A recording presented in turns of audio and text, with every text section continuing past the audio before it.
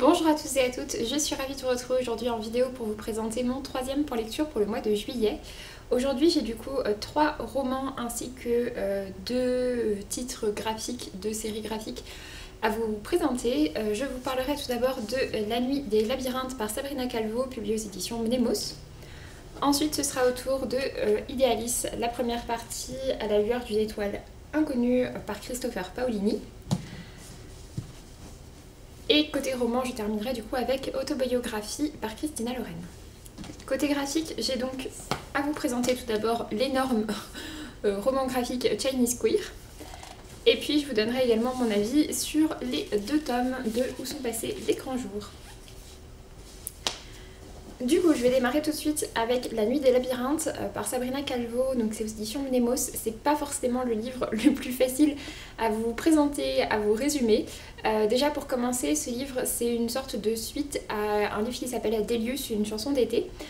Et ces 2 livres-là étaient déjà sortis précédemment, ils sont déjà sortis même en poche, mais ils ont été réédités et retravaillés, le texte a vraiment été retravaillé pour paraître donc ensuite chez Mnemos. Et apparemment il y en aura également un 3e qui va sortir, qui lui sera complètement inédit, qui devrait s'appeler Laokun, hymne d'hiver. En tout cas c'est ce qui est écrit à la toute fin de ce récit, c'est écrit que les personnages reviendront encore une fois. Et pour le coup donc celui-ci n'a jamais été traduit, enfin pas traduit, n'a jamais été édité puisque Sabrina Calvo est française. Du coup donc dans cette série en fait on suit un duo de personnages qui s'appelle Bertrand Lasjambe et Fenby, je ne me souviens plus qu'il a un prénom, je me souviens plus, bref. Donc Lasjambe et Fenby, et en fait ce sont 2 enquêtes différentes. Donc en soi, en termes d'histoire, on peut les lire séparément, mais je pense que vous aurez du mal vraiment à situer les personnages, etc. Et comme c'est déjà un récit qui est assez complexe, je pense que ça deviendrait un peu trop compliqué à suivre pour le coup. Donc en fait, Bertrand, on est ici donc sur un titre qui est entre fantasy et fantastique. Ça se passe en France en 1905, mais dans une version un peu alternative dans laquelle il y a beaucoup de magie. Et donc Bertrand Lasjambe est un botaniste qui est vraiment très réputé, qui s'y connaît vraiment très bien. Et son ami Fenby, lui, il est elficologue amateur. Et donc en fait ils étaient chargés de résoudre un premier mystère dans Délius, une chanson d'été, puisqu'en fait on avait un tueur qui laissait une fleur bien particulière à chaque endroit, et du coup c'est pour ça qu'ils appelaient, qu'on demandait à Bertrand Lasjambe de venir aider sur l'enquête. Ici dans cette histoire, ça se passe donc à Marseille, donc en 1905, et on a en fait une fleur qui était extrêmement répandue, en sachant donc on nous explique dans Délius, une chanson d'été, que les fleurs sont un peu particulières et qu'elles sont pas juste des fleurs dans cet univers. Et c'est un univers dans lequel il y a également de la féerie, et dans lequel il y a des gens qui ont des envoûtements, ce genre de choses, enfin voilà. Donc dans cet opus-là, on a donc une fleur extrêmement connue, genre si vous voulez l'équivalent de la pâquerette, qui est censée pousser un peu n'importe où, etc., qui a complètement disparu de la ville, il n'y en a absolument plus. Et du coup, on se pose un peu la question de savoir ce qui se passe. Et puis en parallèle de ça, il y a des éléments étranges qui commencent à se passer à Marseille. Et donc cette fois-ci, Bertrand Lasjambe et Fenby vont un peu directement se mêler à tout ça. On va leur demander un petit peu d'enquêter dessus, mais c'est pas du tout quelque chose d'aussi formel. Enfin, j'ai le souvenir que c'était quand même un peu plus formel dans Délius, une chanson d'été, que là c'est un peu plus qu'ils mènent leur petite enquête un peu de leur côté. Donc voilà, mais comme je vous disais, c'est un titre qui est très très onirique. C'est une histoire qui est pas du tout linéaire. C'est un roman qui est quand même assez... ouais, il n'y a pas forcément beaucoup de logique dans tout ce qui se passe en fait, et c'est pas le but. C'est vraiment une écriture qui est travaillée et très singulière, et je trouve que de ce côté-là, ça fait plaisir en fait à lire, même si du coup c'est pas une lecture hyper facile, même s'il est court.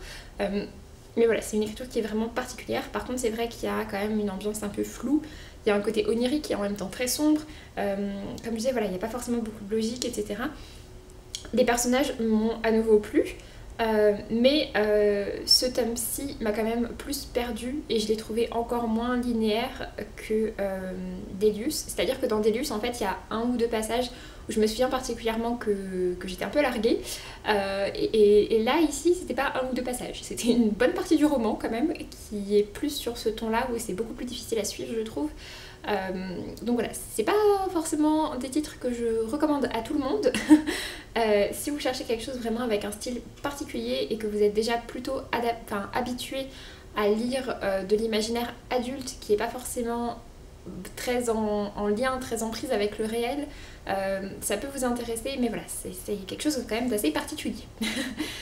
Donc du coup celui-ci je lui ai mis la note de 15 sur 20 parce que il y a quand même toute une ambiance autour que je trouve assez fascinante, et c'est pour ça que j'avais très envie de replonger dans cette histoire en fait, de retrouver les personnages.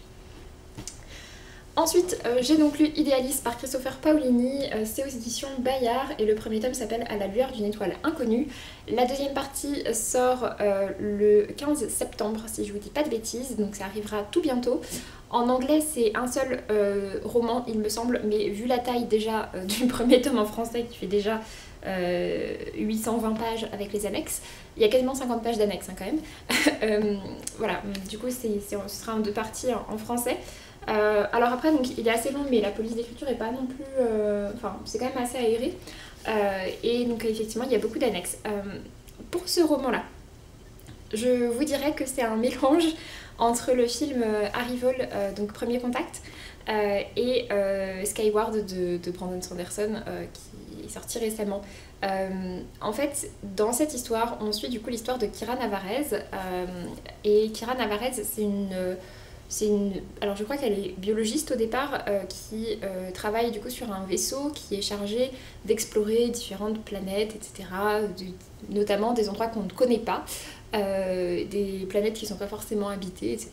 Et donc on est sur un titre donc, de space opéra dans lequel voilà, les gens il y a des vaisseaux spatiaux, la conquête spatiale, etc. Et il y a également un peuple particulièrement qui s'appelle les Meds, qui sont appelés comme ça parce qu'elles ressemblent un peu à des méduses.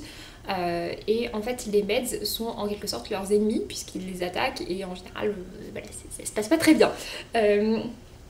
Et donc du coup nous on a Kira qui avec son équipage et qui va au tout début du roman, c'est pas un spoil, faire en fait une découverte, et ils vont tomber sur quelque chose, enfin sur un endroit qu'ils ne connaissaient absolument pas, qui montre qu'il y a eu une civilisation assez importante qui a vécu à cet endroit là. Et suite à ça, Kira va se retrouver complètement changée. En fait, ce qui va se passer, c'est que Kira va se retrouver à être l'hôte de quelque chose qu'elle ne connaît pas, qu'elle va appeler la lame souple, et qui prend, entre guillemets, contrôle de son corps. Et elle va devoir apprendre à cohabiter avec, et elle va également se rendre compte en fait que la lame souple, c'est quelque chose qui est porteur d'énormément de savoir, et qui est notamment capable de communiquer avec plein de choses, et du coup Kira acquiert des connaissances etc qu'elle ignorait complètement, enfin qu'elle avait absolument pas conscience, et notamment eh bien, une capacité à communiquer avec plein de créatures et plein de choses. Donc voilà, du coup c'est pour ça que je vous disais qu'il y a un côté un peu Premier Contact, dans le sens où je trouve qu'il y a vraiment un côté de rencontre finalement, plutôt dans la deuxième partie, mais il y a vraiment un côté de rencontre, de civilisation, de questionnement autour aussi de l'humanité, beaucoup de questions sur l'espace, sur les intelligences artificielles, et en même temps il y a également pas mal de passages vraiment avec des vaisseaux spatiaux, de la conquête spatiale, des batailles de vaisseaux spatiaux, etc., un peu plus à la Skyward. Donc voilà, c'est un mélange on va dire entre tout ça. C'est un titre qui est vraiment chouette, je trouve que le personnage de Kira est vraiment intéressant et qu'il y a d'autres personnages qui deviennent intéressants par la suite. Après voilà, comme je l'ai dit, c'est un titre qui fait, donc l'histoire en elle-même je crois qu'elle fait 780 pages, il se passe clairement des choses, mais ça reste un titre qui est assez lent. Si vous avez lu Eragon, je pense que vous savez de quoi je parle. Pour ma part, j'aime vraiment beaucoup Eragon, hein. Je suis une très grande fan de la saga Eragon, c'est une série qui m'a vraiment suivie sur beaucoup d'années puisque j'attendais les sorties des tomes, etc. Mais effectivement, Eragon c'est pareil, il se passe des choses, les romans sont énormes, clairement il se passe des choses, mais ça reste une écriture assez lente. On est quand même un petit peu sur la même chose avec Idéalis, même si ça a été écrit beaucoup plus tard. D'ailleurs, il y a quelques similitudes également avec Eragon, mais voilà, c'était vraiment intéressant. Honnêtement, je pensais pas avoir un avis final qui soit aussi positif sur ce livre-là, parce que je l'ai quand même abandonné, enfin, je l'ai quand même laissé de côté pendant 2 mois ou 2 mois et demi, quelque chose comme ça, à la page 300. Et en fait, quand je me suis vraiment décidée à le reprendre, j'ai bouffé donc quasiment 500 pages qui me restaient en 2 jours ou 3 jours. Enfin voilà. Donc je pensais vraiment pas avoir un avis aussi positif. Et en fait, j'ai vraiment adoré toute la suite. C'est-à-dire que le début, on est quand même très sur de la conquête spatiale. Kira qui se retrouve du coup avec cette chose qu'elle apprend un peu à connaître. Et dans la suite, on a vraiment plus ce que je vous ai dit avec l'aspect de rencontres, de questions sur les civilisations, sur l'humanité, des choses un peu plus... avec des questionnements un peu plus généraux et un peu plus profonds du coup aussi. Donc voilà, finalement c'était vraiment une très bonne lecture et du coup j'ai vraiment hâte de lire la deuxième partie alors que c'était pas forcément non plus hyper bien parti. C'est pas que j'aimais pas, mais c'est juste que je trouvais ça trop lent en fait. Donc voilà, je vous conseille quand même cette lecture, mais c'est long. Voilà. Et donc du coup j'ai mis la note de 17/20, donc voilà, vraiment une bonne lecture finalement. Pour terminer côté roman, on va passer à Autobiographie par Christina Lauren, qui devrait être un peu plus simple quand même à résumer que les 2 précédents. Dans Autobiographie, on suit l'histoire de Tanner, qui est un jeune adolescent bisexuel qui grandit dans une famille qui est quand même assez ouverte d'esprit, ça se passe très bien avec eux, et ils sont du côté, je crois, de Los Angeles au départ, ou de San Francisco, je sais plus. Ils sont en Californie et en fait ils vont se retrouver à partir pour l'Utah et à partir pour une ville dans laquelle la communauté mormone est extrêmement présente. C'est même pas qu'elle est extrêmement présente, c'est qu'en fait dans cette ville 95% des gens sont mormons et donc du coup c'est hyper éloigné du mode de pensée de cette famille, en sachant quand même que la mère de famille a grandi, alors je sais pas si elle a grandi dans la communauté mormone ou si elle a grandi pareil dans un endroit où il y avait beaucoup de mormons, mais elle a quand même un passé qui est assez compliqué, si elle a grandi dans une famille mormone, elle a quand même un passé qui est assez compliqué par rapport à tout ça, et elle s'inquiète un peu pour ses enfants, mais d'un autre côté on lui propose voilà, vraiment une très très bonne opportunité de travail, et comme ses enfants sont plutôt en fin de lycée, bon, dans tous les cas, elle se dit que voilà, ils vont pas y rester pendant 3000 ans. Et donc, on a Tanner qui débarque, qui effectivement a un peu de mal, qui décide de ne pas faire son coming out là-bas parce qu'il a peur de la manière dont les gens vont réagir. Et puis, donc Tanner, il est en terminale, il va intégrer un cours qui est un cours en gros d'écriture créative. Et il y a un assistant dans ce cours qui est un jeune étudiant en fait qui a été diplômé l'année précédente et qui avait participé à ce cours-là et dont le livre a été publié par une grande maison d'édition à New York. Et Tanner va tomber fou amoureux de ce jeune garçon, en sachant que ce jeune garçon est le fils de l'évêque local, donc forcément lui il a grandi dans un mode de pensée qui est assez strict et vraiment très fermé par rapport aux questions LGBT, etc. Donc voilà, du coup, de quoi ça parle. J'ai trouvé que Tanner était vraiment un garçon très attachant et l'autre aussi, je me souviens plus comment il s'appelle. Sébastien, je crois. Oui, Sébastien. Tanner et Sébastien, c'est vraiment des personnages qui sont très attachants. C'est un récit qui est hyper connu dans le domaine des romans young adultes LGBT. Et je comprends pourquoi, parce que c'est vraiment un titre qui... C'est pas du tout un titre qui est incroyable, mais c'est un titre qui est vraiment positif et qui, je trouve, met vraiment du baume au cœur. On est un peu sur un schéma classique avec des personnages qui se rencontrent, qui ensuite s'éloignent et puis qui se retrouvent. Donc voilà, c'est quelque chose sur un peu classique, mais c'était vraiment intéressant. Et j'ai bien aimé la position qui est prise par rapport à la religion, qui est de montrer que c'est loin d'être rose, qu'il y a plein de problèmes, mais en même temps qu'il la diabolise pas non plus. Et je trouve que le personnage de Sébastien est intéressant par rapport à ça, parce on voit vraiment qu'il se questionne. Par rapport à tout ça et par rapport à ce que Dieu peut penser de lui, etc. Donc voilà, ça a vraiment été une chouette lecture, j'ai passé vraiment un bon moment avec, ça se lit extrêmement bien, il fait quelque chose comme 400 pages, mais alors vraiment ça se dévore.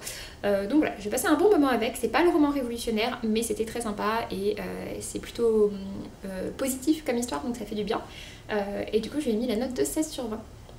Ah, et je tiens à préciser du coup oui, que ouais, la famille de Tanner est vraiment hyper acceptante, hyper soutenante, et ça fait aussi du bien de voir ça dans un roman young adulte et qui n'est pas que des familles avec lesquelles c'est compliqué.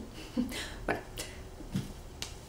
Et du coup, donc, pour terminer, côté graphique, tout d'abord j'ai donc lu Chinese Queer par Seven, c'est aux éditions Sarbacane, on est sur un énorme livre graphique qui fait donc 220 pages. Je l'en avais entendu parler sur la chaîne de Cordelia, sur son compte Instagram, ou sur les deux, je sais plus, sur la chaîne du coup de Cordelia, et ce livre aussi est est normalement un peu présenté comme une sorte de fresque de la culture queer en Chine. J'ai pas du tout trouvé que c'était le cas. Et pour tout vous dire, c'est un titre que j'ai pas trop apprécié. En fait, bon, déjà, quand je l'ai reçu, en fait, j'aime bien la couverture, et puis quand je l'ai reçu, j'ai commencé à le feuilleter, et j'étais en mode ah, ok, c'est pas du tout un style graphique qui me plaît, qui me parle. Donc je savais déjà que ce serait un peu compliqué de ce côté-là. On est sur quelque chose qui est très cru. C'est pas inintéressant, hein. Clairement, c'est très typé niveau graphique. Mais j'aime pas du tout sa manière de représenter des personnages. Ouais, je sais pas, c'est vraiment pas quelque chose qui me parle, c'est quelque chose qui est vraiment très, très bizarre, très particulier. Et donc voilà, vraiment c'est pas du tout mon truc. Du coup, je savais déjà que le graphisme me parlerait pas plus que ça. Et en fait, j'ai trouvé que ça parlait pas de grand chose. Je trouvais qu'en fait, on suit notre personnage principal, qui est du coup aussi. Je pense que c'est une sorte d'autobiographie en quelque sorte. Donc, c'est plus ou moins la vie de l'artiste. Et en fait, il se passe rien. C'est-à-dire que c'est juste un mec qui est paumé, qui est au départ étudiant, qui est paumé, qui sait pas trop ce qu'il veut faire, qui se pose beaucoup de questions, qui passe beaucoup de temps à traîner, à rien faire. Ouais, voilà. Il n'y a pas vraiment d'histoire. C'est très décousu. Il y a un peu plus un côté quête de soi, introspection peut-être. Mais vraiment, moi, ça m'a pas du tout parlé. Je trouvais que ça, bon, voilà, qu'il se passait rien. Et c'est pas grave si des fois dans les filles il se passe rien, mais qu'en plus le côté introspection il se passe rien non plus. Donc voilà, du coup, j'ai pas apprécié cette histoire. J'ai mis la note de 12 sur 20 parce que vraiment, je comprends la recherche graphique qu'il y a derrière, etc., que c'est vraiment un style particulier. Il y a un travail vraiment sur certaines planches, etc., et ça, j'en suis bien consciente. Mais c'est juste pas quelque chose qui me parle. Voilà. Et du coup, pour terminer, j'ai donc lu Où sont passés les grands jours, donc avec ces 2 tomes. C'est donc une série vraiment terminée en 2 tomes. Donc c'est par Jim et Alex Teffen Genkegi. Je crois que c'est aux éditions Grand Angle. Pour ma part, je les avais pris chez France Loisirs il y a de ça quelques années. Alors, pour le coup, j'aime vraiment beaucoup le graphisme. J'aime beaucoup le trait de dessin et j'aime beaucoup les couleurs. Et j'aime bien les personnages aussi, en fait j'aime bien la trame de départ, etc. Vraiment c'était... Pour le coup on partait vraiment plutôt bien. Sauf qu'en fait le personnage principal fait que des choix pourris. Voilà. Enfin a fait beaucoup de choix pourris dans sa vie. Et là on est un peu à un stade où tout éclate et tous ces choix pourris ressortent. Et du coup ça en fait pas un personnage très attachant. Voilà. Ce qui a plus été le problème aussi. Pour vous montrer. Là on est sur des planches de nuit donc c'est plutôt sombre. Mais vraiment j'aime vraiment bien les dessins, etc. Et donc en fait on est sur l'histoire d'un groupe d'amis dans lequel il y a un des amis qui est parti. Alors, au départ on ne sait pas trop. Il est plus là et on comprend assez vite ce qui s'est passé. Mais voilà, il est plus là et nous donc on suit vraiment le personnage principal, c'est vraiment son meilleur ami qui a beaucoup de mal à accepter le deuil et qui s'interroge pas mal et puis donc il va un peu mettre sa vie en l'air. Voilà. Du coup je trouve ça dommage parce que j'aimais bien cette dynamique de groupe avec le groupe d'amis, le deuil, tout ce genre de choses. C'est des choses qui me parlent bien et j'aime bien le trait de dessin, mais voilà, comme je vous l'ai dit, vraiment il y a trop de choix trop éloignés de moi pour que du coup ça me parle vraiment. Et puis j'ai pas trop compris en fait l'intérêt de le couper en 2 parties parce que du coup le premier tome fait 70 pages et le deuxième 80, quelque chose comme ça. Donc en fait je trouve que ça aurait été plus intéressant de le faire en un seul roman graphique un peu plus long parce que c'est vraiment une suite directe et il n'y a pas vraiment de parties distinctes je trouve. Donc voilà, j'ai pas trop compris l'intérêt là-dedans. Donc voilà, du coup ça a été un peu une déception parce qu'il y avait certaines choses que j'aimais et d'autres qui m'ont trop déplu pour que ça le fasse vraiment. Voilà. Du coup bon, ce sera pas une lecture très marquante. Du coup j'ai mis la note de 14 sur 20 au premier tome et de 13 sur 20 au deuxième. Ça n'a pas été une mauvaise lecture, mais juste ça me marquera pas. Donc voilà, sur ce j'en ai donc fini avec ce point lecture. J'espère que je vous aurai donné envie de découvrir certains de ces titres et que peut-être vous en avez déjà lu certains. Si vous en avez déjà lu certains, je suis curieuse de voir votre avis. Notamment si jamais quelqu'un a déjà lu les livres de Sabrina Calvo. Je suis vraiment curieuse de savoir ce que vous en avez pensé par rapport au style d'écriture et puis également par rapport aux deux graphiques. Voilà. Et puis donc sur ce j'en ai fini. J'espère que cette vidéo vous aura plu. Pour ma part je vous laisse et je vous dis à très bientôt pour une prochaine vidéo. Salut!